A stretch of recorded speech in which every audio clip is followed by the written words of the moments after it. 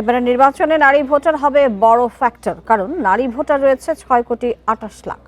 তাদের সবার আশা অবাধ, সুষ্ঠু এবং নিরপেক্ষ নির্বাচন।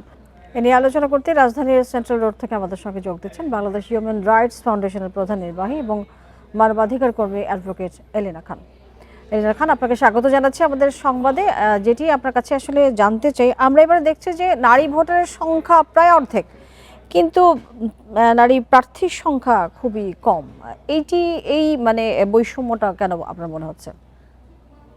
ধন্যবাদ। আসলে বৈষম্য ওই জন্মের পর থেকে মেয়েরা যেরকম হয়ে আসে, রাজনীতির ক্ষেত্রে সে একই প্রেক্ষাপটই হয়। কারণ আপনি যদি খেয়াল করেন যে প্রত্যেকটা রাজনীতিবিদদের সাথে প্রত্যেকটা জায়গায় যখন ভোট চাচ্ছে তখন কিন্তু নারীরাই চাচ্ছে, যখন আন্দোলন করছে তখন নারীরাই থাকছে, এবং নারীরা সাহস জুগিয়ে কিন্তু তাদের, যেমন আমরা যদি জুলাই আগস্ট দেখি তাহলে সেখানে গণঅভ্যুত্থানে কিন্তু মারা কিন্তু সন্তানদেরকে এগিয়ে দিয়েছে। অথচ আমরা দুঃখের বিষয় যে আমরা এখন পর্যন্ত আমাদের টার্গেটে পৌঁছাতে পারি না। অর্থাৎ রাজনীতিতে নারীর যে ভূমিকা, সে ভূমিকাটা মূল্যায়ন করা হয় না। তারা ওই 3%, 2%, কারো কারো তো নাই, নারী নাই। তারা ধরে নেয় যে আমাদের যে সংরক্ষিত নারী আসন আছে সেখানে আমরা নারীদেরকে দিব। এই যে এক ধরনের বৈষম্যমূলক মানসিকতা, এক ধরনের বৈষম্যমূলক চিন্তা, এইটার থেকে বেড়ে আসার জন্য আমার মনে হয় যে শুধু গণতন্ত্র না, মানসিকতা পরিবর্তনের জন্য প্রত্যেকের ইশতেহারে কমিটমেন্ট থাকা উচিত যে নারীদেরকে তারা কিভাবে মূল্যায়ন করবে, নারীদেরকে কিভাবে তারা নিরাপদে যাতে যে এই যাতায়াত করতে প্রসঙ্গে পারবে আপনার কাছে তাদেরকে জানতে করতে চাই, পারবে। আমরা দেখছি যে বিভিন্ন রাজনৈতিক দল নারীর অধিকার, সমঅধিকার নিয়ে নানান কথা বলছেন। কেউ বলছেন তাদের এক ধরনের অধিকারের কথা, আবার কেউ আরেক ধরনের অধিকারের কথা বলছেন। আমি যদি আলাদা করে নাই বলি, এই ধরনের নানান ধরনের কথা, সেটি কেন ইশতেহারে আসলে পরিষ্কার হবে তারা বলছেন না কেন? নির্বাচন তো খুব বেশি দূরে নেই। একটা হচ্ছে যে অলরেডি নির্বাচনের যে দিবে এখন সেই সুযোগও এখন আর নাই। কারণ অলরেডি ধরেন আজকে শেষ, আপিল সুযোগ শেষ হয়ে গেছে।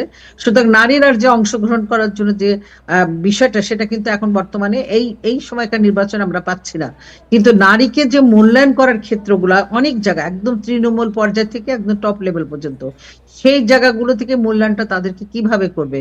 আমি যদি একটু সংক্ষেপে বলি, নারীকে পরিবার, সমাজ এবং রাষ্ট্র তিনটা জায়গা থেকে মূল্যায়ন করতে হবে, সম্মান দিতে হবে, এবং তাদের যে অধিকারগুলো আছে সম্পত্তির ক্ষেত্রে বলেন, তাদের যে অধিকার আছে অন্যান্য বিষয়গুলো আছে, সেই জায়গাগুলো তারা নিশ্চিত করবে কি অন্তত ইশতেহারে তারা কমিটমেন্ট করবে, যাতে তারা এখন নির্বাচনে না দিক কিন্তু তার যারা আসবে তারা যেন এই কমিটমেন্ট গুলো ফুলফিল করে সামনের দিনগুলোতে। এটা গেল একটা। আরেকটা হচ্ছে যে নারীর যে শুধুমাত্র, আপনার যেটা সবচেয়ে দুঃখজনক, সেটা নারী কিন্তু সর্বক্ষেত্রে কিন্তু অসম্মানিত, অপমানিত, এবং দুর্ভাগ্যজনক ভাবে এখন মৃত্যুর হারটা বেশি বেড়ে গেছে নারীদের প্রতি।